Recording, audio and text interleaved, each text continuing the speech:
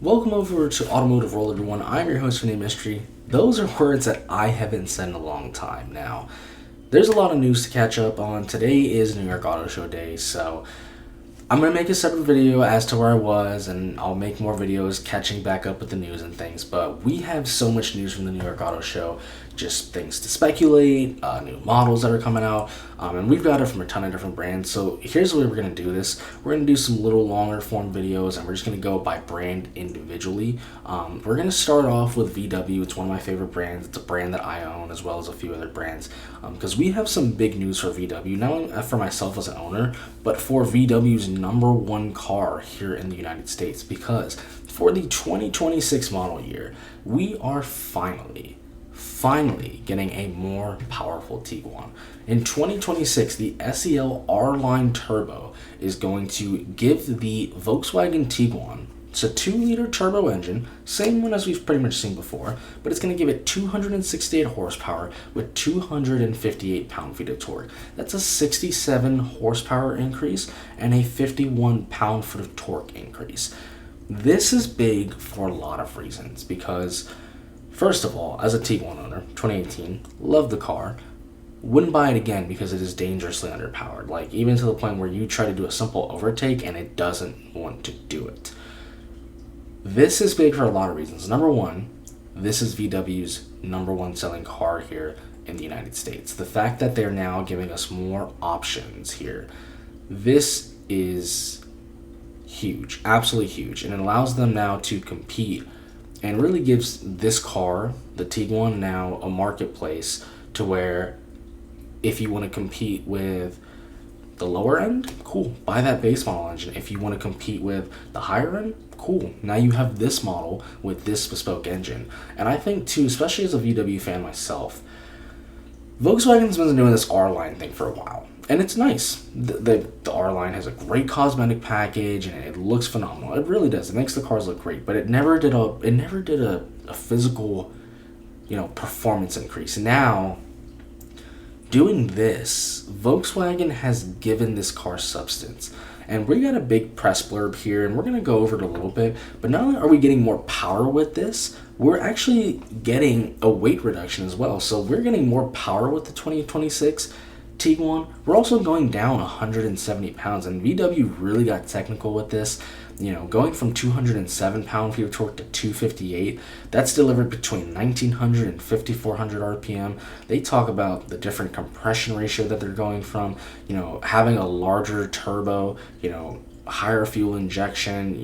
They have done everything with this engine, upgraded, pistons, crankshafts, rods, everything. I mean, they talk about going from raising that pressure from 350 to 500 bar. I mean, this is something that VW is not playing around here. And I've got some pictures here which we're going to take a look at as well. But I just want to kind of go through the press blur. But not going to go over it too much just because we've already essentially seen this update overseas.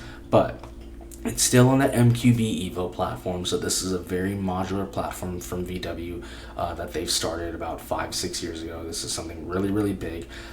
They're doing a light bar, all the standard stuff.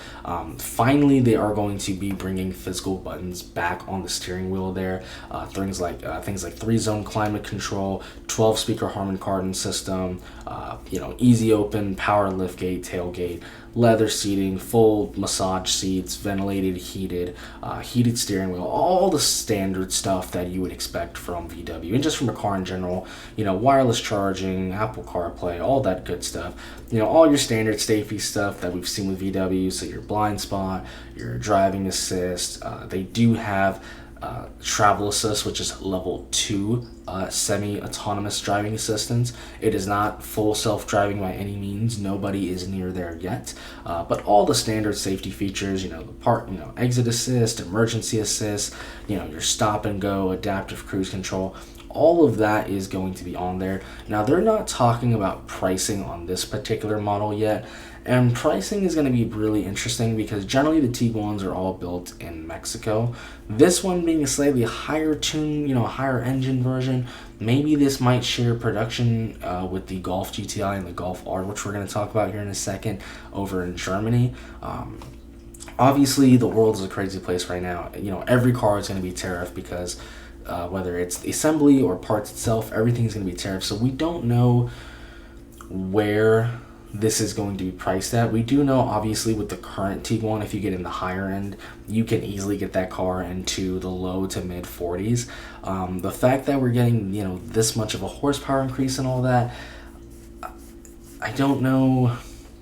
I don't know where this can be priced. I think obviously this can definitely hit mid to high 50s because, well, you could say, well, then VW might be competing on itself with Audi and its other makers, but keep in mind, Audi and them are going to be tariffed too. So it's really going to be interesting to see, but we don't have any pricing yet. But more importantly, rather than go through all the technical information, let's actually take a look at the design of the Volkswagen Tiguan in 2026 here. Alrighty, let's move on over to our Golf GTI and the Golf R. Now this one's going to be really, really quick because honestly, not much really changed here. We know pricing on these is going to start at, for the GTI, 33 and a half, close to 34. The Golf R is pretty much starting at around 48 and a half.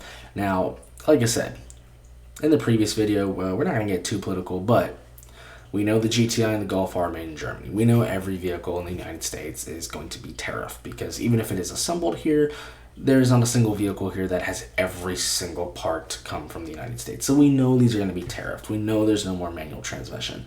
So I don't know how that pricing is going to hold on there, but at least with right now what we know, GTI is going to start at about 33 and a half, pretty much 34. Golf R is going to start at around 49. I think the GTI is still a pretty cool value.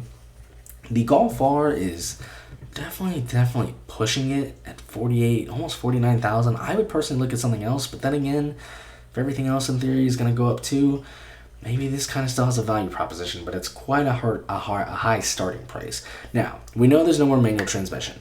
Powertrains are the same, so you're looking at the 241 on the GTI, and then you're looking at 328 horsepower on the Golf R.